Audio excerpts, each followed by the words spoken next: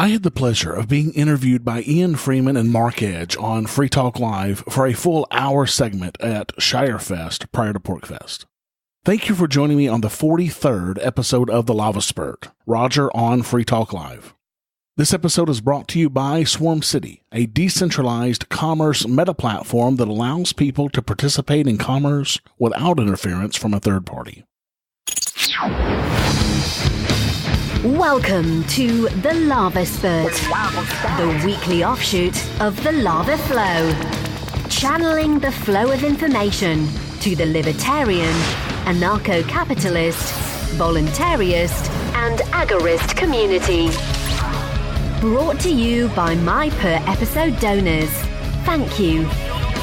Here's your host, Rodger Paxton. I had the honor of spending a lot of time with Ian Freeman over the days leading up to PorcFest. Shirefest and Somalia Fest were going on at the time, but Jess and I went up to have some Paxton family vacation time prior to PorcFest, because we knew that we would be very busy once PorcFest got started. Ian and Mark asked me to be on the Sunday night show for an hour as a guest, and Ian then had me as a co-host of Free Talk Live with him for all 3 hours, both on Monday and Tuesday, since Mark had to go back home. That was so cool.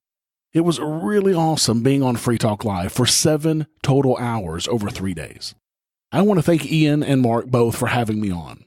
Here's the 1-hour interview that Ian and Mark did with me about everything from Star Wars to hell houses. It was a blast. This episode of the Lava Flow podcast is brought to you by Swarm City. Swarm City is a decentralized commerce meta platform. What it does is it allows people to participate in commerce, to communicate and transact without interference from a middle party. To give you an example, platforms like Amazon and Uber give global users a safe space to conduct business, but they're centrally organized. And as we all know, central organization is never the most efficient, so these platforms extract a lot of value from the transacting parties, sometimes greater than 25% of each transaction. Swarm City solves this issue by letting people organize, communicate, and transact in a completely decentralized way. Would you like more info? Stay updated via their Facebook page or join the community on Slack. You can find the link for both at the bottom of the website, swarm.city. This is Free Talk Live. We are at Shirefest and Somalia Fest 2017, the very first time ever for these events, but certainly not our first time at Rodger's Campground. We've done this a bunch of times, coming to these freedom festivals that are and have been put on for many years here by the community of people, part of this libertarian migration, freedom migration, New Hampshire freedom migration, New Hampshire freedom migration that has been going on here for quite a long time, organized for more than a decade, but disorganized. Just liberty lovers have been moving to New Hampshire for many decades because, well, it is the live free or die state. Now, that is to some extent just a slogan. There are a lot of things that are not so free in New Hampshire, but overall, compared to the other states, it is the freest state, according to the Freedom in the 50 States study that just came out this year by the Cato Institute. New Hampshire's number 1. It had been number 1 previously, and then it had dropped to, I think, number 4. Never went below 5, but and then it was, it's now back up to number 1, and we're hoping to solidify that number 1 and start to move New Hampshire. We want New Hampshire to be as, to number 2 as New York is to number 49. Which is to say that New York is far below number 49, which is California on this chart in its score. So we want New Hampshire to be unassailable, to not even, South Dakota or whatever it was number 2 should not be able to even come close to us. And Rodger Paxton is one of the guys who's working on making this a reality with the Libertarian Party of New Hampshire, which is our tent sponsor here. We're here at the RV area of Rodger's Campground today. We've sort of moved around. We were at Derek J's campsite yesterday. We were in the hotel room when it was raining on Friday. And this is our first time that we actually have a canopy over our heads. So if it does rain today, we can actually keep this thing going. So thanks for having us here, Rodger. Yeah, absolutely. And not only are you the vice chairman of the Libertarian Party of New Hampshire, You're also a host of your own podcasts. Yeah. I started off with the Lava Flow, Right. 2.5 years ago. Now I'm doing Resist the Empire, which is a Star Wars, a libertarian view of the Star Wars universe. How many different episodes can you do about libertarianism and Star Wars? I mean, it is such a huge, universe. I mean, you've got the books, you've got the comics, you've got the games, you've got the movies. So we cover all of the Star Wars canon stuff, regardless of, what media it is. And, so we cover it all. So when you say canon, that's become a new issue in the Star Wars realm. There's stuff that's canon, and then there's stuff that's Star Wars Legends, maybe? Star Wars Legends. It used to be Extended Universe, and then they made it now Legends after Disney purchased. Before, canon was only the movies, and now they've added so much new canon material. Oh, is that so? Because my understanding was at one point is this sort of everything was canon. Well, the EU was not technically canon. Okay. It was out there. The LucasArts did use some of that stuff, but it was not technically canon. I worked at a comic book store. We sold the Star Wars comics, and they constantly had to have things. Boba Fett was a big seller, right? Of course, he always will be. Yeah, right. I don't understand how this character was, basically nothing in Empire Strikes Back it was so big and important. But Boba Fett's fun. It's the outfit. He looks cool. Stuff, right? He does look cool. Yeah, absolutely. And looking cool is great for the film. Absolutely. Yep, and it's 100%. But I why didn't Bosk or IB44 IB88 wait whatever it is why didn't they IG88 but yeah whatever they are what the other sort of bounty hunters that were there in Empire Strikes Back but some of that has made it into canon. I mean, Bosk has been in some of the canon books. IG88 has as well, so they're expanding some of those lesser known characters as well. Why would IG88 be of any value as a bounty hunter if he's just another robot? So if he's good at it, then why not just create a bevy of robots that would then do all the work? He had some of his own personality programmed into him, which made him more, because he was an assassin bot essentially. Right. So he had some more, personality that made him, I guess, stand out above the rest. But again, you could replicate that if you wanted to. Yeah. So sure. They just don't apparently. Yeah, right. So, this new podcast that you're doing, the Star Wars, show, where does one go to? It's resisttheempirepodcast.com. We're also on Facebook. We actually put out a meme a day, a Star Wars Liberty meme every day on Facebook. We're on Twitter as well. So, but yeah, resisttheempirepodcast.com gets you everywhere. Or I think one could go to paxlibertas.com. paxlibertas.com. And access multiple. You can, paxlibertas.com. So Pax Libertas Productions is the media production company that covers all of my podcasts and other podcasts as well. We've got the NCAP Barbershop, which is, from a couple of guys in Alabama that are actually coming to PorcFest this year, which is fantastic. Cool. We've also got the Free Coast Freecast, which is the Free Coast area of New Hampshire. We do a kind of a regional podcast. I am not done with the Star Wars stuff. Okay, no, please. It is not your thing. I can talk Star Wars all day. Yeah, right. You're wearing the shirt. Where do you come down on episode 1? What are your thoughts on that? So there were some great things about episode 1 and there were some bad things about episode 1. What was bad about episode 1? I personally did not like Jar Jar. Okay. But my kids love Jar Jar. Of course. So, it's like George Lucas says. George Lucas said that Star Wars was made for 12-year-olds. And my kids were, they were younger than that, of course, when Star Wars came out, but they loved Jar Jar Binks. Sure. He drove me a little crazy. I could live with Jar Jar. And to me, especially episode 1 was a children's movie. It was. And, it was about a child and it just had that childlike feel.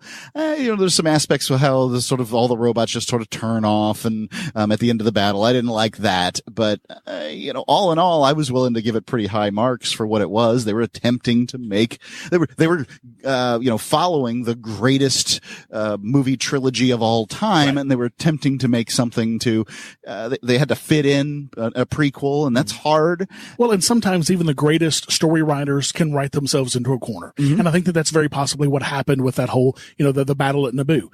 They had to have some way for there to be a big finale, a big win. Yep. So they had to, that's what they came up with. Right. And, you had to have this story about how Darth Vader became who he was and why he was worth saving at the very end of the movie in, episode 6. And, all in all, I am not a hater on the first 3 movies. I know so many people are. And I'm not either. And there are a lot of people that do hate it. Of course, that's something that, that we deal with. We talk about sometimes on the show. And I don't understand that because even the original trilogy had some great things and had some not so great things as well. I went back and watched it and I'm like a little, what the hell did I think was so great about this? But the answer is it was 1977 or 78. What was it? 77 is when it came out. 77. The world had never seen anything like that. My dad took me to the movie theater DeSoto Square Mall, and my voice you were what, catches 6? Right, my voice catches thinking about this movie because it was so epic for me. My first memory is seeing R2-D2 and C-3PO on the big screen. That's as early as my memories go back. Right. And of course I had to be 3, maybe 4 at the time. Yeah. Right. So, and I mean, so too, what I'm not going to ever do is when I'm in the car with, or, having some conversation with somebody in front of my child, I am not going to diss any aspect of any of these movies, frankly. To me, that's his to interpret. My dad probably was bored S-less. Sure, of course. Star Wars, it had nothing to do, and now, but now with my kids, we watch Star Wars constantly, and we've watched the Rebels. We're about to go back and watch all the Clone Wars. We're always watching something Star Wars, or reading a Star Wars book, or something, playing Star Wars Battlefront. And that's another great thing is to mention we're also big Marvel movie fans at my house. So these characters, these little bits of intellectual property that they get kids to read in ways that they would not otherwise read. Absolutely. I've got a few of these sort of non-canon books that sit on my shelf that God knows how I ended up with these things, right? I have no idea. I wouldn't go run out and buy them, but I do have some old Star Wars books, and my son looks at them. They're chapter books, right? They're thick. They've got 250, 300 pages in them. It's not, he's getting to the point that he would be able to, but he's just not quite there yet, and he's waiting for the day that we start reading those books. 9, 10? 9 going on. Okay. Yeah, it's just turned 9. Yep. And so. Well, and now they're putting out some of these younger junior novels is what they're calling them. Like Guardians of the Whills is one, and it kind of follows a couple of the Rogue One characters. My oldest is reading those because they're made perfectly for his age. And so they're really starting to get into that younger demographic as well with some of this stuff. And that's exciting stuff. I mean, and who's going to say anything bad about reading? Parents used to be all worried about comic books and stuff, but I mean, please, comic books get kids to read. Right. Well, it's like throwing a fit about, people used to throw a fit about Harry Potter. It's wizardry and all this sorcery and stuff. I don't care. It got thousands and thousands of kids to pick up a book for the first time ever. That's brilliant. When I grew up, kindergarten through 8th grade, I went to a Christian school, and there were always a few kids, like a very few, 1, 2, 3 kids that couldn't celebrate Halloween because witches and all this other stuff. And how they must have felt left out when the rest of us were having all that sort of Halloween fun. And candy. Can you imagine how those kids felt? Horrible. Up. Right. Yeah. And I'm or indignant or but at least proud, they felt good because they were going to heaven. Right. That was what they could take with them. And I remember somehow or another in my adulthood, I ended up at one of these hell houses. Okay. All right. Well, we can talk about the Hell House here coming up. More Star Wars, fun stuff on the way here with Rodger Paxton, and then we'll get into the politics because you do that pretty well too.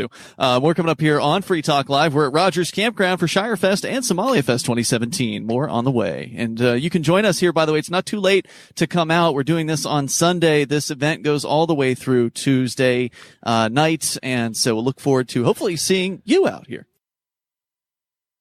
This is Free Talk Live. Welcome to Rodger's Campground, where we have been this is day number 3 of Shire Fest and Somalia Fest. Things are starting to take a hold here. They got vendors rolling up. Ice truck just came up on the scene here. There's a barbecue shack getting set up. The pizza folks from Keene have just arrived. They take Bitcoin. And it is going to be interesting to see what kind of alternative currencies are accepted this year by the vendors. How far out beyond Bitcoin are they going to be expanding? Are people going to be taking Dash or Ether or what? There's a lot still remaining to be seen here. A lot of folks still remaining to show up, and we're looking forward to talking to as many interesting people as we possibly can. And in some cases for multiple segments. And Rodger Paxton is with us here. He is the vice chairman of the Libertarian Party of New Hampshire, arguably the probably most successful Libertarian Party of all of the 50 states, I would say. We'll get into that coming up here in a little bit. But we're talking more about pop culture and libertarianism, specifically surrounding the idea of Star Wars. But, Mark, you had started talking about a hell house right before we had to go to break there, and it was under this sort of context of kids that are prohibited from participating in Halloween and how much of a bummer that must be. So you found yourself in a hell house, is what you were saying? I went one year, and I can't remember exactly why. Call it early 30s. Okay. Right. Okay. For whatever reason, we ended up at a hell house. In my Florida. Then fiance or girlfriend or whatever she would have been titled at the time, friends invited her to a hell house, and I'm like, sure, I'll go see this. And what a strange invitation to get. Hey, let's go to the Hell House. So I ended up, I believe, at the Baptist Church in Palmetto, Florida. Okay. And, I was interested in going to see a Hell House. What I didn't realize, and how foolish was that there was going to be an altar call at the end of it. Always. What does that mean? Yeah, right. You don't even know what an altar call is. So you've got to sit down and you got to hear the preaching afterwards. After That's where they try to save you. They funnel you in, right? Like, I didn't even think about that. I just wanted to see the Hell House, right?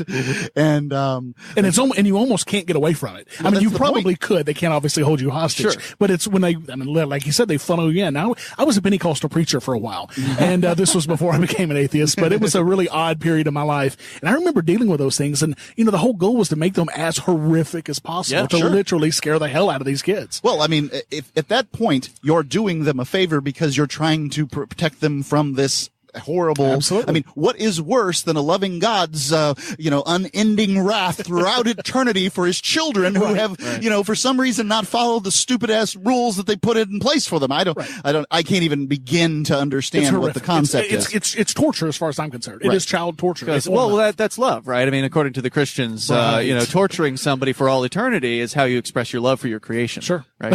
Don't even understand. But I didn't expect the altar call. And then, there I am sitting as far back as I can in the church, and I'm not going to bother people or whatever. And then he does the altar call, and my fiance, who's surrounded by some friends of hers, we came with a group, don't forget, then turns to me with sort of wide-eyed fear, and I'm like, no.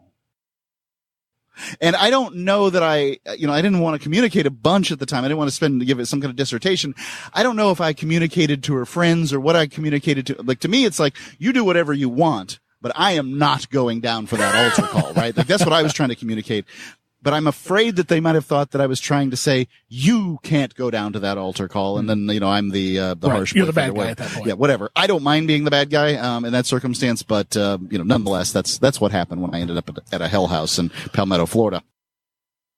Somehow we got off onto that from Marvel superheroes. Right. So yeah, comic books or whatever, and people who are kids who can't go to He Halloween. mentioned Harry Potter, and it always lights me up. Harry Potter, this gift to humanity that got kids to read for so long. It was so exciting, and there just have to be some people out there. I don't know, these are witches and stuff. My youngest is a heretic. He says he likes Harry Potter better than Star Wars, which just no. My oldest has not made it there. Well, so, goodness. as a father, you've got to you have to guide. You guide, you don't force. Right. And just over time, he'll come to his senses. I saw one of them wearing a DC Comics T-shirt over here, and at my house, I got to take a deep breath when people start talking Batman, right?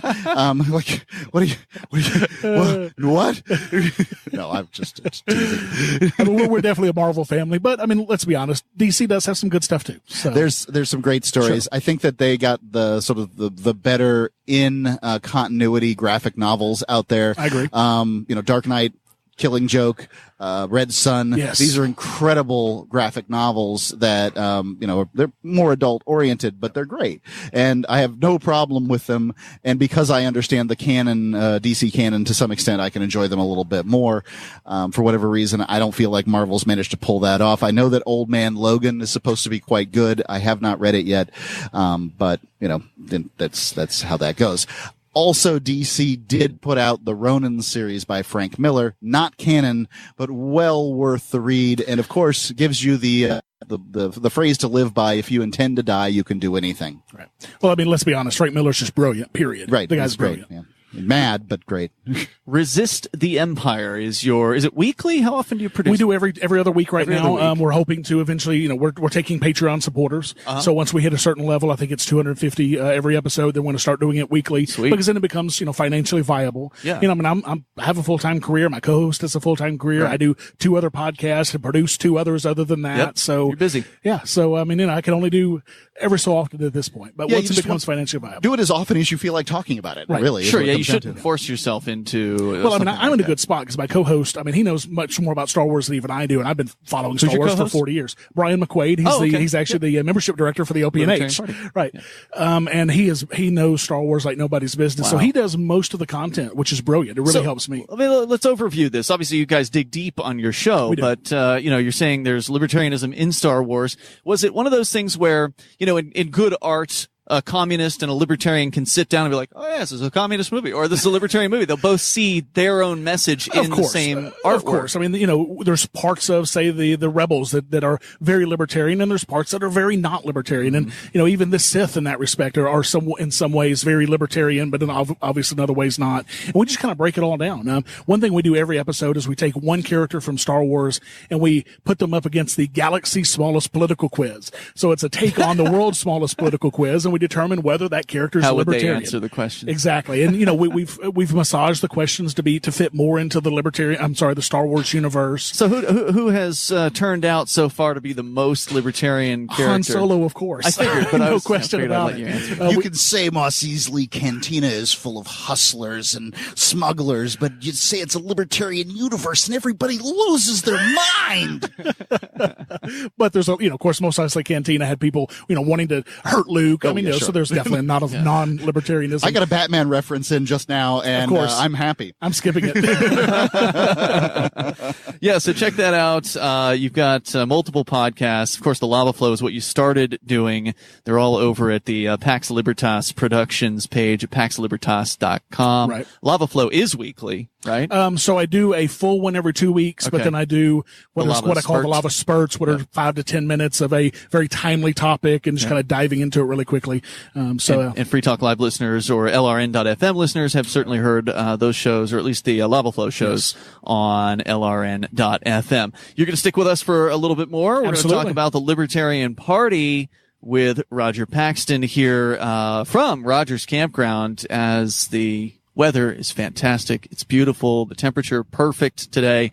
Plenty of time still for you to come on out here and join us. You can go to somaliafest.com to learn a little bit more about the event. And we are here. This is Free Talk Live. We'll continue in moments. This is Free Talk Live, and you can join us here at Rodger's Campground. It's not too late to get up here. If you're in New England, come on up to Lancaster, New Hampshire. It's in the beautiful White Mountains, an incredibly beautiful view that just doesn't stop. It's just all around you, these amazing White Mountains. And also what's amazing, the people, the wonderful liberty-minded folks, the voluntarists, the liberty-loving anarchists, the libertarians who come together for these freedom festivals that happen every summer here. And we've got the great pleasure of not only broadcasting from Somalia Fest and Shire Fest, which is happening right now this weekend through Tuesday, but also we'll be at the Cannabis Freedom Festival, which is happening in late August at this very same location. It was a blast last year with just constant music, band after band after band, completely different feel than this particular event. But, again, another great. And it did look like a lot of cannabis was set free. I saw it wafting upward. And a different kind of group as well, like, more of the hippie folks were attending that festival. So, it's important to reach out to people with the ideas of liberty, and that's what we were doing with that. So we're going to do that again this year, coming up later this summer. So if you've missed out on this week, if you can't make it up here in time, check out the New Hampshire Cannabis Freedom Festival. I believe it's late August. I don't have the dates in front of me, but if you search for that, you'll find the information about that. So if you like good tunes and a good time, you don't want to miss that, because we're going to be there as well. And we'll be doing, I think we're going to be doing the recorded shows there too, just because I'm really liking this format. It's kind of what we do at our Bitcoin conferences that we go to. We pretty much do two different types of live shows.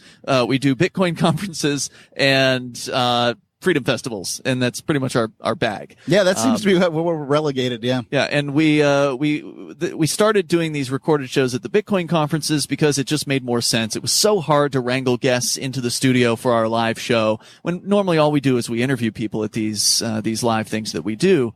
So rather than having to shoehorn everybody into a certain time slot at night, now we can just grab them as they're walking by and say, hey, you want to sit down and record. And so we're here with Rodger Paxton. He is not only the host of the Lava Flow podcast and others, but also he is the vice chairman of the Libertarian Party of New Hampshire, which has been an interesting journey so far, hasn't it? I mean, it has been an incredible journey so far. Yeah. Let's give a little history about you, because you're still relatively new up here. What are you, about a year to two? We moved here October of 2015, so a year and a half, give or take, from Arkansas, where I was the chair for 2 terms. My wife was the chair. Libertarian Party of Arkansas. Right. And so was the Libertarian Party of Arkansas sort of irrelevant, or it was totally dead. We had an existing chair at the time that pretty much ran everybody off, kind of like what we had here, to be honest. Yep. Was it recalcitrant people that that love to argue and really That's don't? Exactly right. That's exactly right. He wanted to be chair regardless because of the power, quote, the power of being the chair of a party that had like 10 members. Right. It was unbelievable. So we basically pulled a coup. The rest of the XCOM, we told him either you resign or we all resign. So finally he resigned. We took over. I was made the chair. I didn't want it, but I was given it. Somebody's got to do it. So then we took that party, which had about 10 members, to, in 2014, we had the largest LP convention of all the 50 states that year. Wonderful. It was incredible. It was a 3-day event with 2 tracks, one for activists, one for candidates. It was a beautiful event. And then, of course, that was, we still weren't getting anywhere. I banged my head against the wall politically. I was like, okay, what's next? Ballot access, right? Well, I was the first one to get ballot access in Arkansas. I killed myself to get it, and now they've had it ever since, thankfully. But that was tough. We ran 30 candidates the first time, 45 the next time. But what's next for us? Because we're not winning any races. We're banging our head against the wall and getting nowhere. So that's why I moved up to New Hampshire, because I had to do something different. What was it that attracted you up here? I mean, freedom. I mean, really the tagline of the Free State Project, Liberty in Our Lifetimes, that really attracted me. And I'll tell you, it was 101 Reasons. That was a really big reason for it. The movie or the list? The movie. When I saw that movie, I saw it sitting at work because I was bored. Yeah. And so then that evening I went home and said, Jess, to my wife, Jessica, you've got to watch this. And it's only an hour long for our listeners that don't know. 101reasonsfilm.com. I had the great pleasure of being the co-producer on that. And I'm sure you need to update that. Some way we need to update that, because that is a beautiful piece of propaganda. Project. That's a big project. We'd have to talk to Bo Davis and see if he even has the original video files in which that he could easily or maybe an update addendum or something. I don't know, but that's such a beautiful piece of propaganda that, we need to do something with it because it's such a great piece. Yeah, it's almost 3 years old at this point. It came out in 2014, and it's only an hour long. Folks who love liberty really need to take the time to spend, and, even though it may not be completely up to date, it's still pretty timeless in that it does show what makes New Hampshire so special already. Yeah, and most of the things on there are still very relevant, for sure. I mean, there are a few that have changed, and some of them have gotten even better. And what makes New Hampshire awesome by virtue of the fact that so many of these wonderful people have come here and have gotten active and have made the most active, successful liberty movement, I would say, of all of the world. And that's why people are attracted here. Absolutely.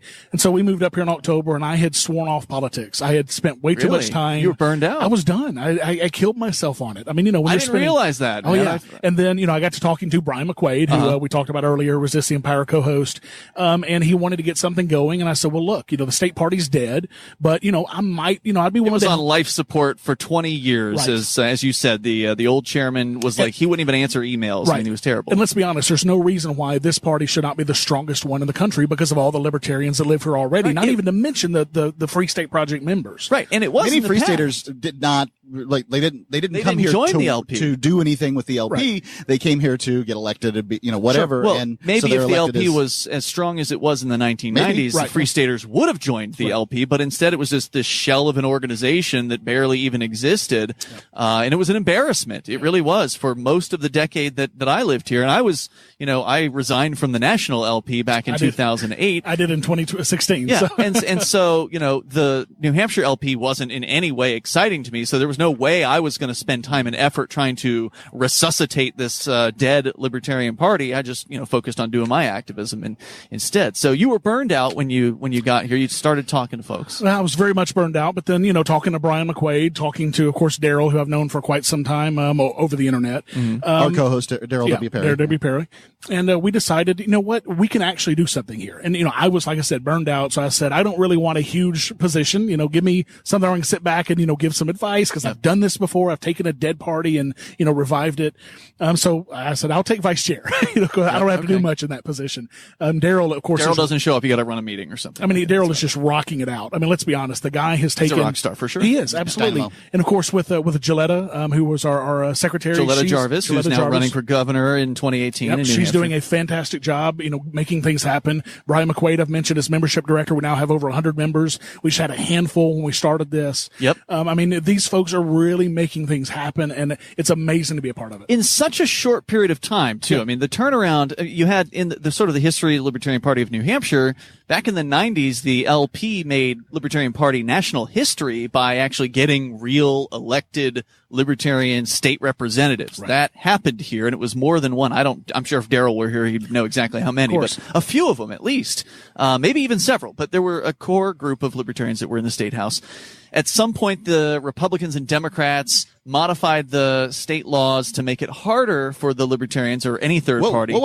They used the political system to exclude a third party? They did. Imagine that. They made it harder. They think they took it from like 2% to 4% or 3%. Anyway, they raised it to 4%, that the governor or gubernatorial or any statewide candidate would have to receive in the vote, the general election, in order to gain their ballot, their sort of favored ballot status. And thanks to the mess between, Clinton and Trump, a lot of people were looking for a third option, and that allowed Max Abramson to get over that 4%, which was huge for us. Yes, that was 2016. Yes. So you had basically a 20-year gap where nothing was really happening. So it was after they lost that ballot status, people just started falling away from the Libertarian Party, and it went on life support. And then you guys got elected as chairman and vice chairman in September of last year. So it hasn't. That sounds about right. Yeah. It hasn't even been a whole year yet since that happened, and now all of a sudden, 100 members. You've got 2 state representatives in the state house who have flipped their party registration,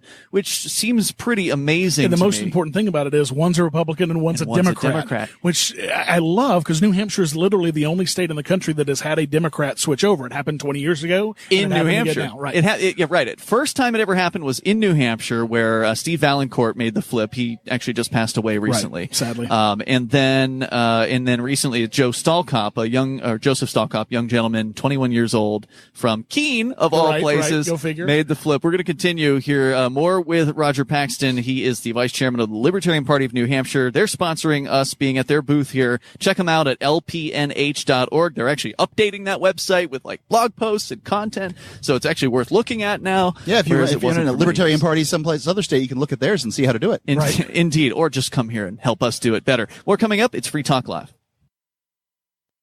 This is Free Talk Live. We're at Rodger's Campground, Lancaster, New Hampshire. Just an incredible day. Beautiful. Lots of new folks, new faces showing up here today. People setting up vending booths. I imagine we're going to have finally a nice selection to eat from. We won't have to travel into town to go and eat like we have had for the last couple of days here at Somalia Fest and Shire Fest 2017.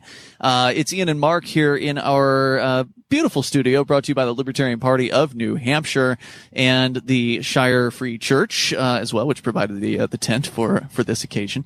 So we're here with Rodger Paxton from the Libertarian Party of New Hampshire. He's the vice chairman, had moved here about a year and a half ago from Arkansas, where you were the chairman of the Arkansas Libertarian Party, helping to, or you sort of almost single-handedly rebuilt that party. Well, I can't say that. I mean, there were, I was able to get, after the first year or so, I was able to get many volunteers to help. And your wife, I believe, was co-chairman. Well, she was, after I quit being chair, I went to secretary. She then took over as chair for a term. So we kind of kept it the family.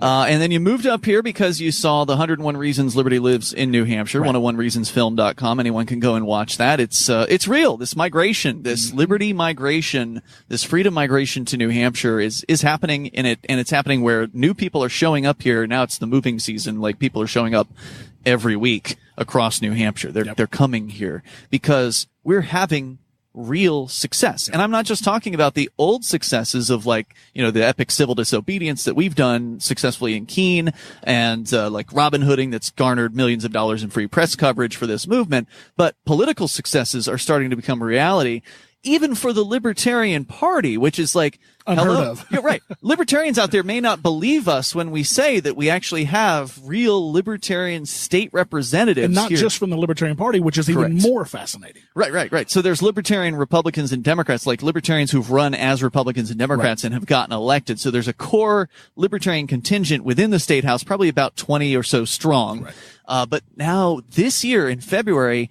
Caleb Dyer, who was elected Republican for the first time in 2016, he made the announcement he was going to flip to the Libertarian Party of New Hampshire. He did that.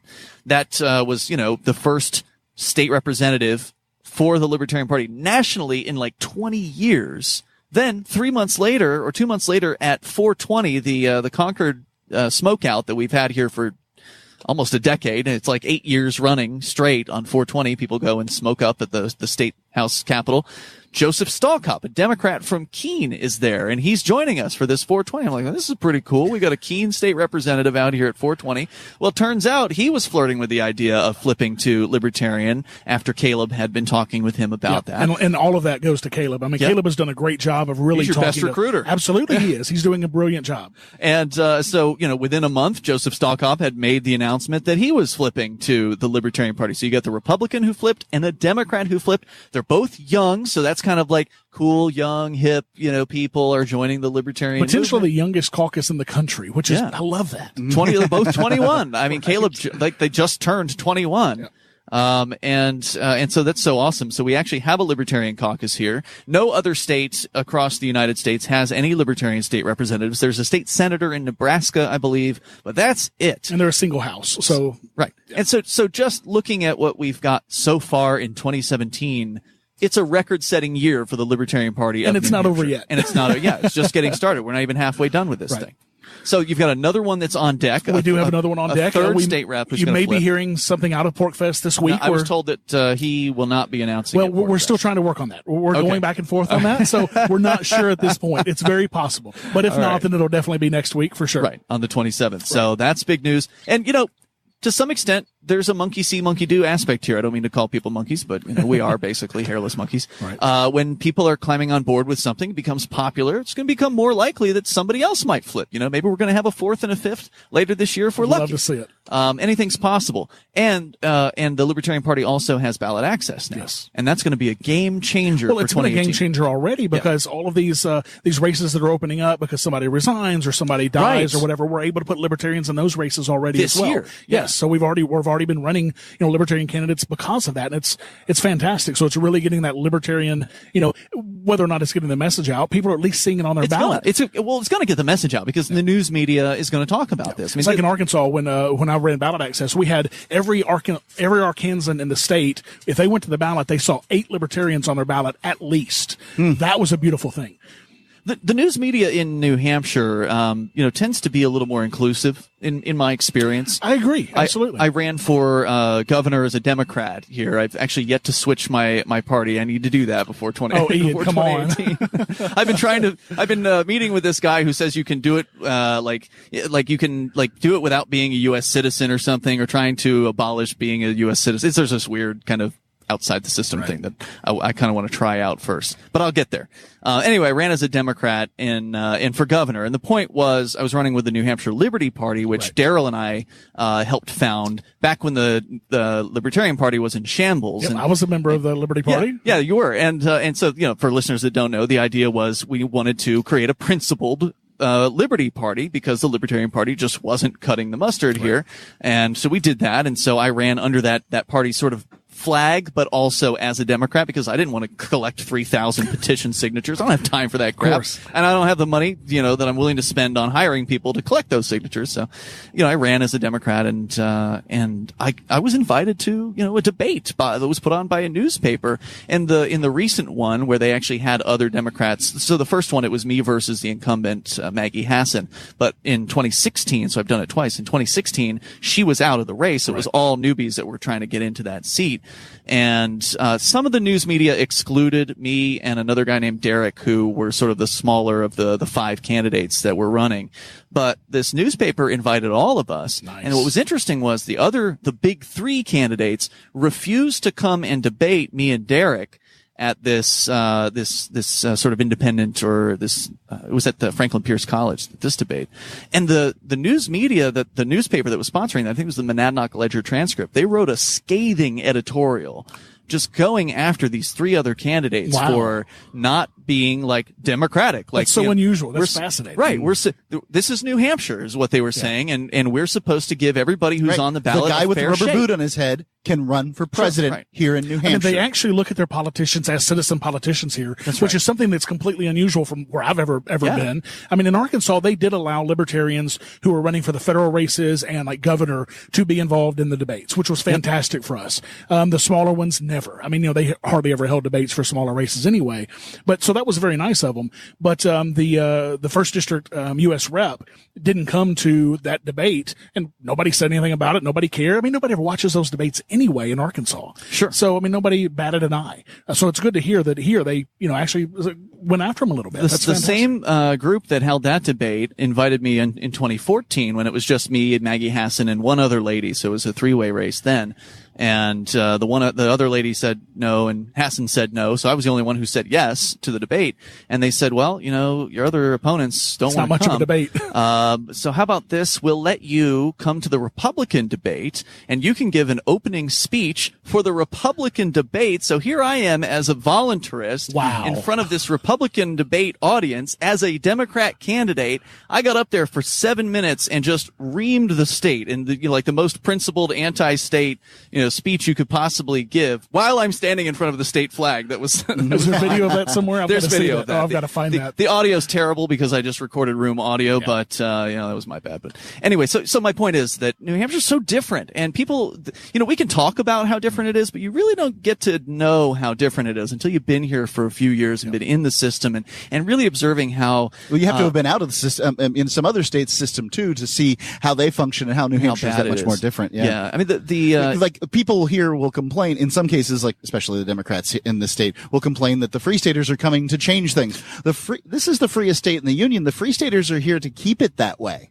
Like you are the one who want to change it. Well, it's like the bumper sticker right here. Keep New Hampshire awesome. Right. That's exactly what we're trying to do. And it's funny because you mentioned the Democrats. They had something in the Seacoast where they were talking about the Free State Project just a few weeks ago. We talked to Derek J about that the other night. Right. And the woman who was running that meeting actually moved here as a Democrat to make change in the state. To take that job, in right. fact. She's such a hypocrite. Indeed. How dare you, Right. And this is what I don't understand about the Democrats in particular. First, one, why would you oppose a group of people that you disagree with 70% of the time when you're, that disagree with the other people that you disagree with 100% of the time? Right. Like that's what doesn't make any sense is why, these are the enemies. These are the enemies of your enemy. It's a waste of effort. Absolutely. Right? It makes no sense. Yep. Secondarily, your statist paradise is only 35 miles away, the farthest point in New Hampshire. As the crow flies, there is no point in New Hampshire that is more than 35 miles from Maine, Massachusetts, or Vermont. Wonderful. I think what happened with the Democrat, that sort of seminar that they held recently, and it wasn't the first time they've done that. Right. They've done that in previous years in different places in New Hampshire. It's an indicator of the success that we're having already. Like, we've barely gotten people elected, but we have. And they know that we're a political force to be reckoned with, and that's why they're scared. That's why they're having seminars. That's why they have put up hate websites. That's why they put out flyers attacking candidates. Well, it's because they see the successes that we've had. Yes. And that's just the beginning. We've only had a little over 2,000 move. As that continues to grow, we're going to have more and more successes. We sure are. Check out lpnh.org for the latest from the Libertarian Party of New Hampshire. And don't forget Roger Paxton, the host of the Lava Flow podcast at thelavaflow.com. Yes. We'll see you tomorrow from Free Talk Live at Roger's. Thanks for listening to this episode, and make sure to check out Free Talk Live at freetalklive.com or subscribe to it on any podcatcher. I listen to it every single day, 7 days a week. Until next time, keep striking the root. Thank you for listening to The Lava Flow at thelavaflow.com. Don't miss an episode. Subscribe now at thelavaflow.com/subscribe. This has been a Pax Libertas Productions podcast.